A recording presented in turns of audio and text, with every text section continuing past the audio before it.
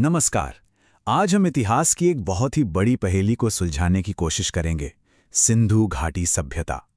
जरा सोचिए, एक ऐसी सिविलाइजेशन जो मिस्र और मेसोपोटामिया के साथ फल फूल रही थी, जिसने बड़े बड़े शहर बनाए जिनके खंडहर आज भी मौजूद हैं, और पीछे छोड़ गई एक ऐसी लिखाई, एक ऐसी स्क्रिप्ट जिसे आज तक कोई भी नहीं पढ़ पाया है। तो फिर सबसे बड़ा सवाल यही उठता है कि 50 लाख लोगों की एक पूरी की पूरी सभ्यता आखिर ऐसे गायब कैसे हो गई। यही वो सवाल है ना, जो इस पूरे रहस्य को इतना इतना दिलचस्प बना देता है। ये एक बहुत ही ड्रामेटिक कॉन्ट्रास्ट है। एक तरफ देखिए उस सभ्यता की जबरदस्त एम्बिशन और दूसरी तरफ उसका अंजाम। तो चलिए इस कहानी की परतें एक एक करके खोलते हैं। तो सबसे पहले ये समझना जरूरी है कि ये सभ्यता आखिर बनी कैसे, हजारों सालों में ये कैसे इतनी बड़ी हो गई। देखिए, ये टाइमलाइन साफ दिखाती है कि ये सभ्यता कोई रातों रात नहीं बन गई थी। इसकी कहानी बहुत लंबी है, जो इसके मशहूर शहरी दौर से भी कहीं पहले शुरू होती है।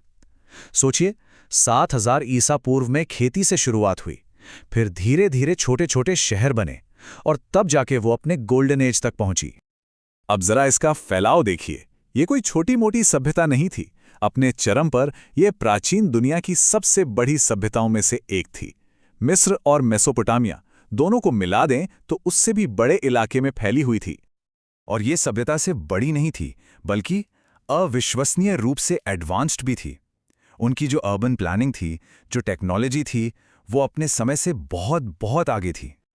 ये सारी उपलब्धियां ही तो हैं जो सिंधु घाटी सभ्यता को बाकियों से बिल्कुल अलग खड़ा करती हैं। वो सिर्फ निर्माता नहीं थे, वो इनोवेटर्स थे। सोचिए, एकदम प्लान्ड शहर, सैनिटेशन सिस्टम्स, स्टैंडर्ड वजन और माप, ये सब एक हाईली ऑर्गेनाइज्ड सोसाइटी की तरफ इशारा करता है। और उनके ऑर्गेनाइजेशन का इससे बड़ा सबूत और क्या हो सकता है। ये नंबर देखिए, 4:1। ये उनकी भट्टे में पकी हुई ईंटों का रेशियो है। सोचिए, हजारों वर्ग मील में फैले हर शहर में, हर एक इमारत में जो भी ईंट इस्तेमाल हुई, वो बिल्कुल इसी 4:1 के रेशियो में बनी थी। मतलब स्टैंडर्डाइजेशन का एक ऐसा लेवल जो सच में हैरान कर देता है। ये तो खैर कमाल ही था। इससे पता चलता है कि वो कितना आगे सोचते थे। उन्होंने दुनिया का पहला फ्लश टॉयलेट बनाया, एक ऐसी चीज जिसे बनाने में आज के आधुनिक शहर भी कभी-कभी स्ट्रगल करते हैं। हर घर एक सेंट्रल सीवरेज सिस्टम से जुड़ा हुआ था। ये अपने समय के लिए किसी क्रांति से कम नहीं था। लेकिन सवाल ये है कि ये लोग थे कौन। दशकों तक ये एक पहेली बना रहा, पर अब एंशिएंट डीएनए एनालिसिस की बदौलत हमें कुछ जवाब मिलने लगे हैं। देखिए, ये एंशिएंट डीएनए एक तरह की जेनेटिक टाइम मशीन जैसा है। ये हमें हजारों साल पहले रहने वाले लोगों के जेनेटिक मेकअप को सीधे देखने का मौका देता है। इससे माइग्रेशन और वंश को लेकर जो पुरानी बहसें हैं, उनका हल निकालने में बहुत मदद मिलती है।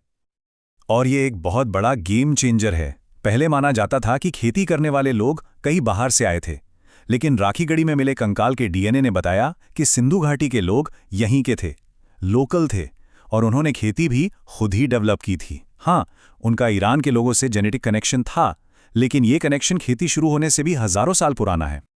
तो मतलब साफ है, ये जीनोम सबूत दो बड़ी माइग्रेशन थियरीज को खारिज कर देता है। न तो स्टेपी से कोई बड़ा माइग्रेशन हुआ था, और न ही ईरान के किसानों का। सिंधु घाटी के लोगों का अपना एक यूनिक जेनेटिक सिग्नेचर था, जो यहीं इसी धरती पर डेवलप हुआ था। अब जब हमारे पास ये नई जानकारी है, तो हम सिंधु घाटी सभ्यता से जुड़े कुछ सबसे पुराने मिथ्स को भी चैलेंज कर सकते हैं। एक बहुत पॉपुलर आइडिया ये है कि सिंधु घाटी एक पीसफुल सोसाइटी थी। मतलब वहां कोई राजा नहीं थे, कोई लड़ाई नहीं होती थी, और सब बराबर थे। लेकिन क्या आर्कियोलॉजिकल एविडेंस इस कहानी को सपोर्ट करता है? चलिए देखते हैं। नहीं, सबूत तो कुछ और ही कहानी कहते हैं। हथियारों के जखीरे मिले हैं, शहरों के चारों तरफ मोटी मोटी दीवारें हैं, और कंकालों पर हिंसा के निशान भी हैं। ये सब ऑर्गेनाइज्ड कॉन्फ्लिक्ट की तरफ इशारा करते हैं। और तो और मेसोपोटामिया के लेखों में मेलुहा के राजा का जिक्र मिलता है, जो इस बात को और पुख्ता करता है कि ये समाज उतना भी इक्वल नहीं था जितना हम सोचते थे। अच्छा, अब आते हैं सबसे मशहूर और कंट्रोवर्शियल थियरी पर। क्या सिंधु घाटी सभ्यता का खात्मा आर्यों के हमले से हुआ था? सबूतों के आधार पर इसका एक सीधा और साफ जवाब है नहीं। आर्यन इन्वेजन थियरी गलत है। इसके 3 बड़े कारण हैं। पहला, आर्कियोलॉजी में किसी बड़े युद्ध का कोई सबूत ही नहीं मिला। दूसरा, जेनेटिक्स बताती है कि उस दौर में स्टेपी से कोई बड़ा माइग्रेशन हुआ ही नहीं। और तीसरा, उनकी कल्चर में कोई अचानक बदलाव नहीं आया, बल्कि वो धीरे धीरे वक्त के साथ बदली। तो अगर कोई हमला नहीं हुआ तो फिर हुआ क्या?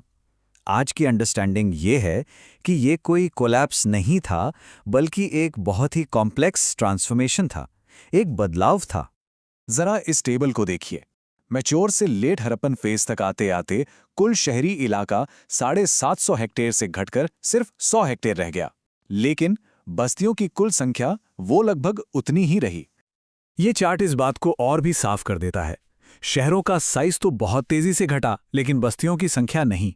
इसका मतलब क्या है? इसका मतलब ये है कि लोग खत्म नहीं हुए, वो बस बड़े शहरों को छोड़कर चले गए। ये डी-अर्बनाइजेशन था, डीपॉपुलेशन नहीं। तो ये असल में एक परफेक्ट स्टॉर्म जैसा था। एक तरफ क्लाइमेट चेंज ने खेतीबाड़ी को मुश्किल बना दिया, और ठीक उसी समय उनके इंटरनेशनल ट्रेड पार्टनर्स की हालत भी खराब हो गई, जिससे पूरी इकोनॉमी चरमरा गई। नतीजा, लोगों ने बड़े शहरों को छोड़ दिया और छोटे छोटे गांवों में जाके बस गए।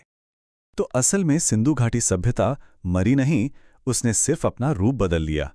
उसकी शहरी शानो शौकत भले ही खत्म हो गई हो, लेकिन उसके लोग और उनकी संस्कृति के कुछ हिस्से जिंदा रहे, जो पूरे उपमहाद्वीप में फैल गए। और यह हमें सोचने पे मजबूर करता है कि उस प्राचीन विरासत का कितना कुछ आज भी शायद बदले हुए रूपों में हमारे बीच मौजूद है।